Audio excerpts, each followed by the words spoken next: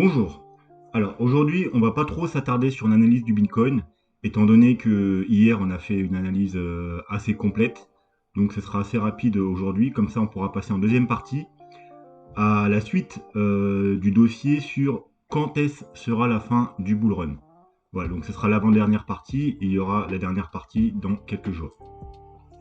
Donc avant toute chose, pensez, si ce n'est pas déjà fait, à vous abonner, à mettre un petit pouce bleu pour soutenir la chaîne. Vous pouvez également vous abonner à mon Twitter, CryptoTalak, où je fais des analyses plus régulières, des updates chaque jour, des idées de trade, des analyses sur les petits time frames. Donc, Twitter, c'est important. Vous pouvez également vous abonner à TradingView, où je fais aussi des analyses plusieurs fois par semaine. Donc, si vous aimez bien les analyses écrites, il faudra aller voir du côté de TradingView. Voilà, donc on va passer directement au graphique. Alors, il ne s'est pas passé énormément de choses depuis hier, donc on va faire un bref résumé. Alors, hier, je vous avais mis une petite trendline, là, je ne sais pas si vous vous souvenez, la petite trendline violette, je vous avais dit, ce sera le premier avertissement déjà de faire attention si on casse la trendline. Il y aura peut-être des chances d'aller rechercher celle d'en dessous, donc la orange. La orange qui est une trendline quand même moyen terme, qui dure depuis le mois de décembre. Voilà. Et ensuite, bien entendu, si on casse la trendline orange, ce sera direction le support aux 41 000, voire s'il ne tient pas, ce que je pense quand même qu'il va tenir parce qu'il y a un très fort niveau d'achat au niveau des 40-41 000. Il y a beaucoup de gens qui attendent ce niveau. Si jamais il casse, bon, on ira sûrement rechercher notre grand canal, on va plutôt mettre en daily du coup, voilà, le grand canal en rose. Je vous ai mis une deuxième trendline du coup, parce que voilà, donc elle a été brisée, hein, le trendline que je vous ai mis hier. Il y a une petite heure, du coup, on a été retesté, hein, quand une trendline se casse, en général, on va retester. Elle a bien joué son rôle, hein, ancien support devient résistance. Donc voilà. Maintenant, tout se joue sur la nouvelle trendline que je vous ai tracée là en bleu, à partir des 3 points là. Ici, encore une fois ici. Est-ce que ça va tenir? Bon, on verra bien. Ceux qui sont très agressifs pourraient tenter, hein, et peut tenter un petit achat ici. On va aller voir s'il n'y a pas des petites divergences dans les petits time frames. Non, pas trop de divergences. Pour mieux voir les divergences, hein, quand vous avez des mèches et tout ça, si vous voulez enlever les mèches, parce qu'une divergence, il ne faut pas tenir compte des mèches. Hein. Vous mettez tout simplement le graphique, voilà, comme ça, en linéaire. Donc là, vous voyez, on ne fait pas de plus bas, donc il n'y a pas de divergence, du moins en 15 minutes. En 5 minutes, on avait une petite divergence là, mais bon, 5 minutes, on va pas tenir très compte des divergences à 5 minutes, à part si vous faites du scalp, ça sert pas à grand chose. Donc, au minimum des divergences 15 ou 30 minutes, hein, pour que ça ait une réelle incidence sur le prix. Là, on avait une divergence.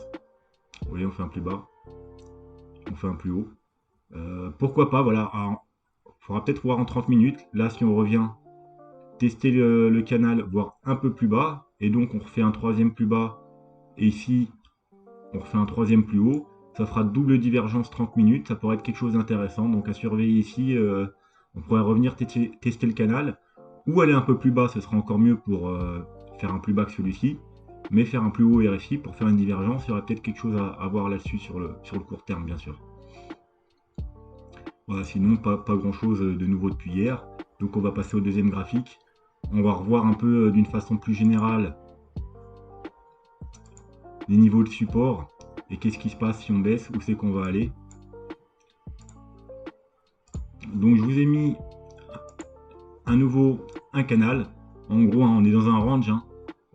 À partir d'ici, on pourra même le prendre qu'il a commencé ici, le range, hein, avec une petite zone d'euphorie. Mais en gros, voilà. Donc, on est entre les 52 000, 53 000, si on prend la mèche extrême en haut, 52 800, et les 43 000. Donc, tant qu'on ne sort pas de ce canal, on n'aura pas de résolution ni haussière ni baissière. Ensuite, vous avez la ligne médiane qui joue aussi son rôle. Vous voyez ici résistance, support, support, support, enfin résistance, support, ici résistance, encore une fois support, donc une ligne importante. Maintenant on va voir à l'aide des indicateurs les vraies zones de support où il y a confluence. Ça veut dire là où plusieurs indicateurs nous montrent les zones vraiment les plus importantes qui feront support si jamais la chute doit se prolonger.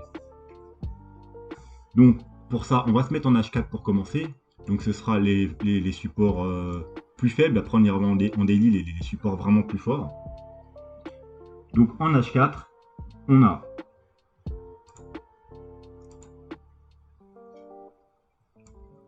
alors vous voyez, hein, alors on va peut-être repasser du coup en bougie.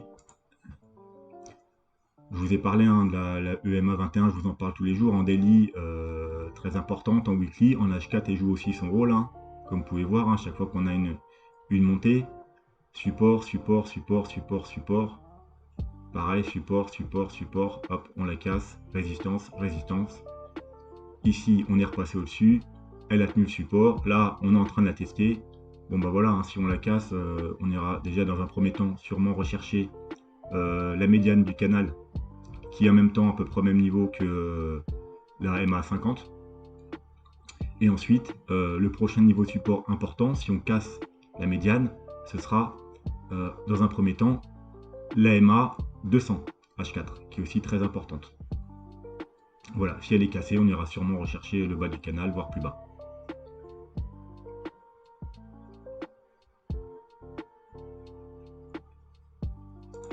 Niveau Ishimoku, est-ce qu'on a quelque chose en H4? On a quelque chose en H4, hein. On a la Kijun, alors c'est la ligne orange, la Kijun. Alors pour ceux qui ne savent pas, il y a deux lignes principales en Ishimoku. On a la Kijun, qui est sur mon graphique en orange, et la Tenkan en bleu. La Tenkan, elle est plus faible que la Kijun. Donc dans les petits time frames, la Tenkan, elle va pas servir à grand chose. C'est à partir du Lei qu'elle commence à être un peu puissante. La Kijun, elle est à partir du H4, parce que c'est une forte, elle est beaucoup plus forte. Donc là, on l'a, et ça tombe bien, elle est au niveau de la médiane. Donc la médiane est à peu près au niveau des environ hein, des 48 000. Donc vous voyez, on a une bande qui fait 53 000, 43 000 grosso modo, avec la médiane à 48 000. Donc on a un support de plus sur la médiane à 48 000. Voilà, si on casse ça en H4 sur les Shimoku, à part le bas du canal qui tiendra probablement pas, on ira sûrement voir plus bas. Alors ça, c'était pour les supports H4. En daily, alors on va rester sur les Shimoku plus qu'on est dessus. Bon bah voilà, en daily, on a un autre gros support qui est encore au niveau de notre médiane. Et là, c'est cumulé, c'est carrément la Tenkan et la Kijun qui sont croisés. Donc on a quand même un gros support au niveau de vers les 48 000. Même en daily, donc il y a la Kijun et la Tenkan, donc double support daily qui se cumule avec le support H4 et qui se cumule avec la médiane du canal. Au niveau des moyennes mobiles, bon ben voilà, encore une fois, donc là c'est la EMA 21, donc là très importante, hein, vous voyez, support, support. On est repassé au-dessus, on l'a retesté, et elle est elle aussi également au niveau de notre médiane, donc à peu près au niveau des 48 000. Donc gros support aux 48 000. Vraiment, il ne faudrait pas clôturer en dessous. Hein, si, pour ceux qui sont bullish, vous voulez pas qu'on clôture en dessous des 48 000. On peut faire une petite mèche, hein, c'est toujours les petites mèches, c'est pas grave. Mais il ne faut pas qu'on clôture en bougie au-dessus des 48 000 parce que c'est sûr qu'on ira rechercher ce qu'on n'a pas fait là, hein, comme je vous avais dit les jours passés. Rechercher la moyenne mobile du dessous en daily, c'est-à-dire la MA 50 qui est autour des 42-43 000. Ça tombe bien, elle se rapproche du bas du canal. Voilà, ça va renforcer, elle va continuer à monter. Demain, elle sera sûrement pile poil au niveau de notre canal. Donc, pourquoi pas, on pourrait peut-être, si on clôture en dessous de la médiane, aller rechercher, donc du coup, le bas du canal une nouvelle fois, qui est supporté en plus par la MA 50. Ça nous ferait un double bottom. Et pourquoi pas repartir à la hausse. On verra ça le moment venu.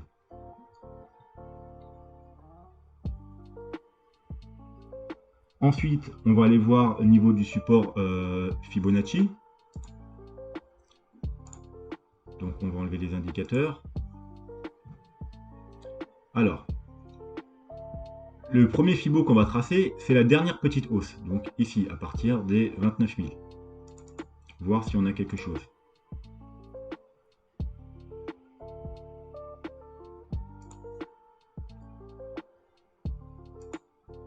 Ok, bon bah on a le 0,382, pareil, qui est à peu près au niveau de la médiane, hein, donc vraiment médiane très important. On a le 0,5 qui est à peu près au niveau du bas de notre canal. Voilà, et si on casse, ben, on aura le 0,61 au niveau à peu près des 40 000, ce qui est notre support qu'on attend, les 40-41 000 en cas de rechute. Allez voir la vidéo d'hier, voir les vidéos précédentes, on en parle dans chaque vidéo. Donc voilà. Ensuite, bon, on en parle. Ensuite, bon, il y a 35 000, hein, c'est aussi le prochain niveau de support. Mais celui-là, déjà, je pense que tant qu'on n'a pas cassé celui-là, ça sert à rien de parler de plus bas parce que celui-là, c'est vraiment un gros support. Donc déjà, on va se concentrer sur ça. Maintenant, on va tracer le Fibo de toutes. Parce qu'en gros, hein, vous avez un mouvement là, une petite correction, un gros mouvement là. Donc de toute cette jambe haussière.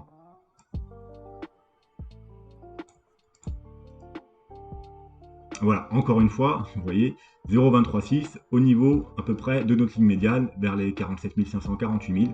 Donc vraiment très très gros niveau de support ici. Ensuite, on a les 0,382 au niveau des 40 000. Hein, voilà, encore une fois le support des 40 000. Et les 0,5 vers les 34 000. Donc voilà, 34-35 000. Maintenant, on va prendre le Fibo de toute la montée depuis le mois de mars.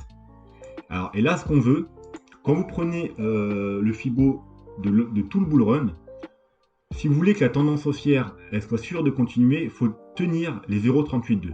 Toujours dans un bull run, il faut tenir les 0,382. Alors, je parle en clôture, hein, on peut faire des petites mèches en dessous, mais en clôture, faut pas casser les 0,382. Ça remettrait en cause la tendance haussière, et c'est pas bon, on ne veut pas voir ça. Donc, les 0,382, ils sont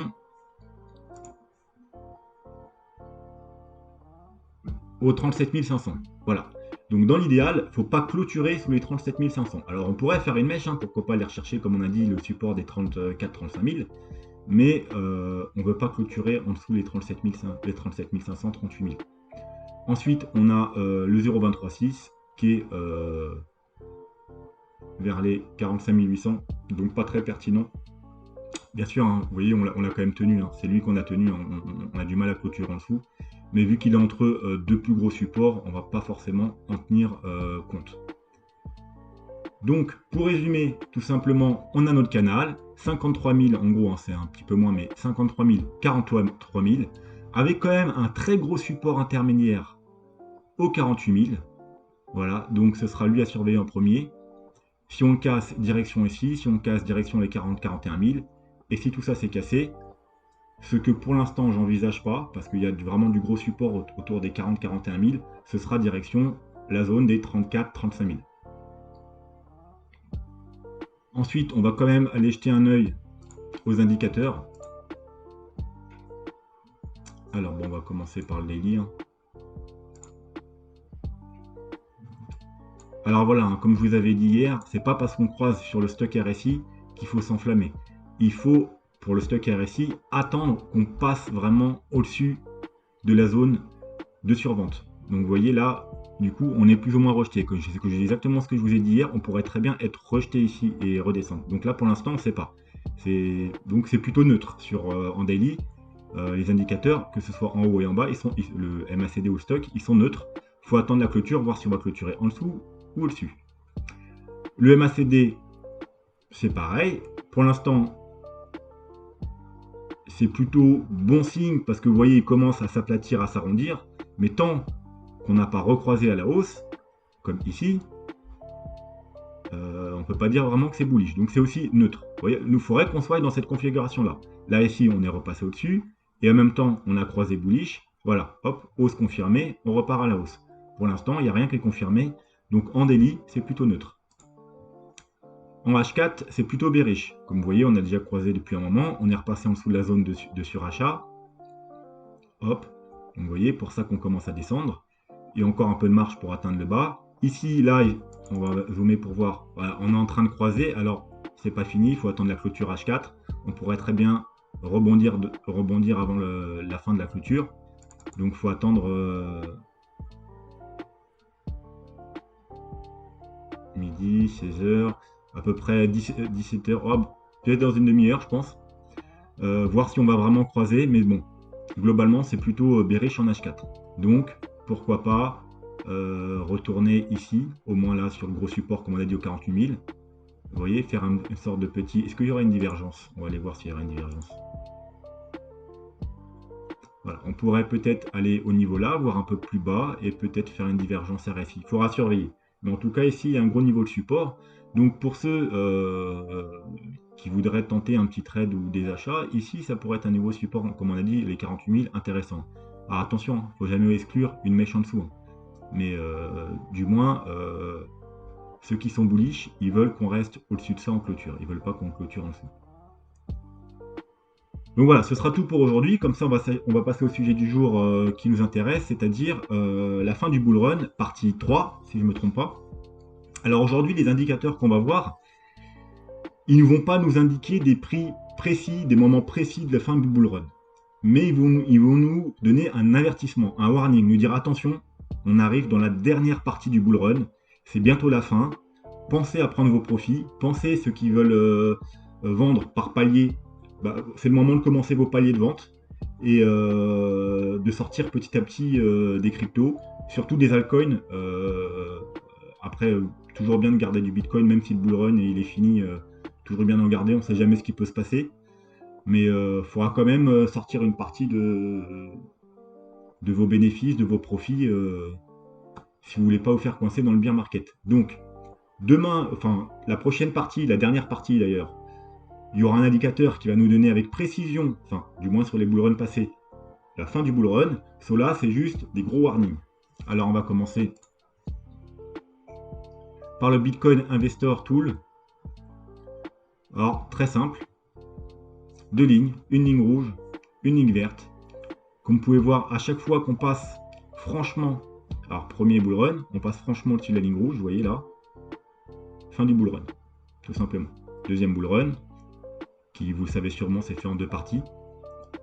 Hop, 70% de correction. Deuxième partie, on repasse franchement au-dessus, fin du bull run. Dernier bull run de 2018, on repasse au-dessus, fin du bull run. Donc comme vous pouvez voir, là, on est juste en dessous. Donc ce qui s'est passé au dernier bull run, une fois on l'a presque atteint, correction. On atteint la ligne, correction. On ratteint une troisième fois la ligne, une petite correction et dernière partie. Là, pour l'instant, on fait la même chose. On atteint presque la ligne, correction. On atteint la ligne, correction. Bon, on est dedans, hein, donc là, peut-être pas fini.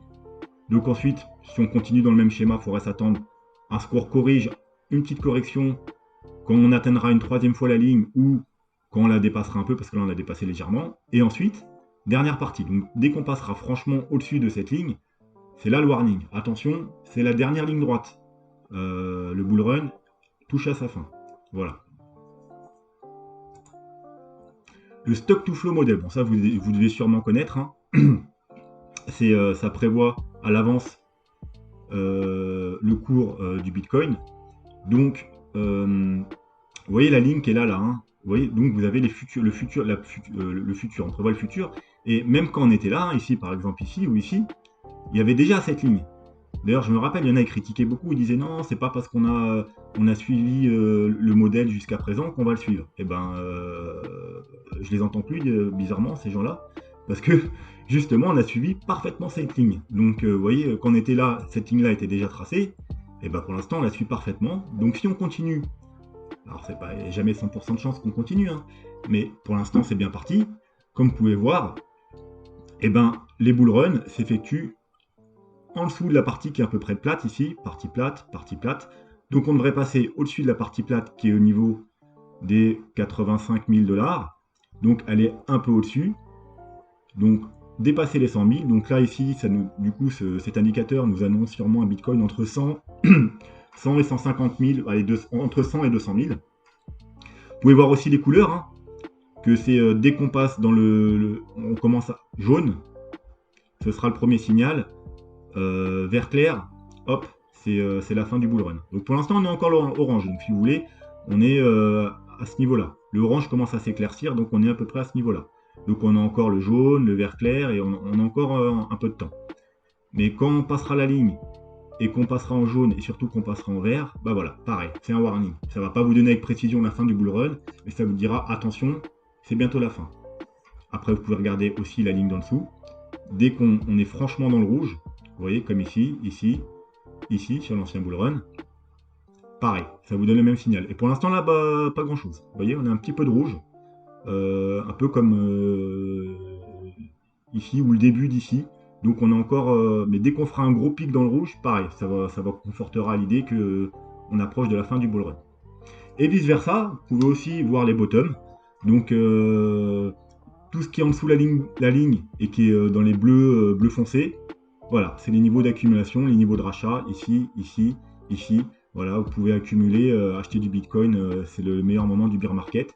Et c'est pareil sur l'indicateur, c'est la zone verte. Hein. Quand on est dans le vert, c'est les bons moments pour accumuler, pour acheter du Bitcoin. Et voilà, donc vous pouvez vous en servir en même temps pour trouver les tops du bear market, du bull market, et les bottoms des bear market. Troisième indicateur, 200 week moving average. Donc très simple, on a une moyenne mobile 200 weekly. Alors la moyenne mobile 200 weekly, je vous en ai déjà parlé plusieurs fois, c'est la meilleure jusqu'à présent, hein, c'est le meilleur niveau d'achat pour acheter du Bitcoin. Ça nous a donné tous les bottoms des bears. Alors je vais vous la montrer là quand même. On va se mettre en weekly. On va s'enlever ça.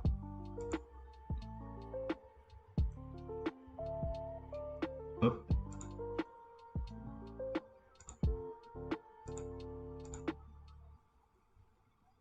Alors, ce graphique-là, il est un peu short. On va passer sur un graphique où il y a plus d'historique. Voilà, par exemple le BLX. Voilà. Vous pouvez voir les bottoms de 2017. Les deux points les plus bas, on les a retrouvés parfaitement sur la moyenne mobile 200. Le bottom de 2018 au mois de décembre, par deux fois. Et pareil, au mois de mars, si on enlève les mèches, on a été parfaitement retouché la moyenne mobile 200. Donc, moyenne mobile 200, weekly, si au prochain bear market, on va la toucher, hein, vous saurez que ce sera un niveau d'achat pertinent. En plus, c'est très simple, hein, vous l'avez sur TradingView. Weekly, moyenne mobile 200, voilà, très bon indicateur. Après, comme on dit, hein, c'est pas parce que ça a toujours joué ce rôle dans le passé que ça se trouve au prochain bear market, on va pas la casser. Hein. Mais en tout cas, statistiquement, vous avez de fortes chances que ce soit une très bonne zone d'achat. Donc, voilà, et vous avez ce petit graphique avec les petits points. Donc voilà, donc pour les bottoms, voilà, ce sera la ligne, la moyenne mobile 200, et les points bleus bleu foncé, là, vous voyez, hop, voilà, point bleu foncé, point bleu foncé, point bleu foncé. Par contre, pour trouver les tops, donc la fin du bull run, tout simplement, c'est quand il y a des points rouges. Vous voyez ici, bleu, vert, rouge, c'est pas bon. Orange, c'est le premier signal. Rouge, c'est pas bon, c'est le moment de revente. Et voilà, le dernier bull run, bleu, on passe dans le vert, on commence à faire des petits points jaunes, jaune, orange, attention, rouge. Vous voyez, ça nous a donné quasiment, vraiment les points rouges, ils sont très très proches du top. Hein. Vous voyez là, était carrément au top. Le premier point rouge, là, le premier point rouge, il était quasiment au top. Donc pour l'instant, comme vous pouvez voir, on est dans le vert. Donc on est à peu près à ce niveau-là, voire ce niveau-là. Donc quand vous commencerez à voir apparaître des points jaunes et orange, ce sera le premier signal. Vous dira attention. Et lorsque vous verrez apparaître point rouge, donc ici c'est un point orange, vous voyez, point rouge, là ça veut dire qu'on sera probablement très proche du top, voire même qu'on l'aura déjà connu. Comme vous voyez ici, le premier point rouge, on avait déjà connu le top. Donc, ce sera le moment de penser à revendre vos positions. Alors, bien entendu, il faut cumuler tous ces indicateurs. Il faut cumuler ces trois-là que je vous ai donnés. Donc, si à un moment donné, vous voyez, on est au-dessus de la ligne là, qu'on est au-dessus de cette ligne et on est dans le vert, et en même temps, on marque un point rouge, c'est vraiment un très gros signal. Et il faudra aussi cumuler avec les deux autres parties que je vous ai données. Je vous mettrai les liens en dessous de la vidéo pour les deux premières parties, avec d'autres indicateurs qui vous donnent aussi le sommet du bull market. Et la dernière partie qui va venir dans les jours qui viennent, qui est un indicateur qui donne avec précision jusqu'à présent, hein, le top au jour près du bull market. Alors, vous inquiétez pas, ensuite, je referai une vidéo où je compilerai tout ça. Je ferai une vidéo spéciale fin du bull market. Je la sortirai peut-être dans un mois ou quelque chose comme ça. Où je mettrai toutes les parties ensemble pour que vous ayez vraiment une vidéo et vous ayez toutes les clés pour pas vous faire piéger ce coup-ci par le bear market. Voilà. Ce sera tout pour aujourd'hui. Demain, ça dépendra si il s'est passé beaucoup de choses sur le Bitcoin, ben, on fera une analyse. Si c'est pas passé beaucoup de choses, du coup, je ferai plutôt une analyse Elliott Wave. En plus, on n'en a pas parlé aujourd'hui. J'ai promis que je ferai une analyse complète sur les vagues d'Elliott, sur le Bitcoin, mais aussi peut-être sur l'Ethereum. Donc, tout dépendra de ce qui se passe sur le Bitcoin. Voilà. Bah, en attendant demain, comme d'habitude, portez-vous bien, soyez prudents, surtout si vous tradez. N'oubliez pas vos stops. Et je vous dis à demain. Tchuss!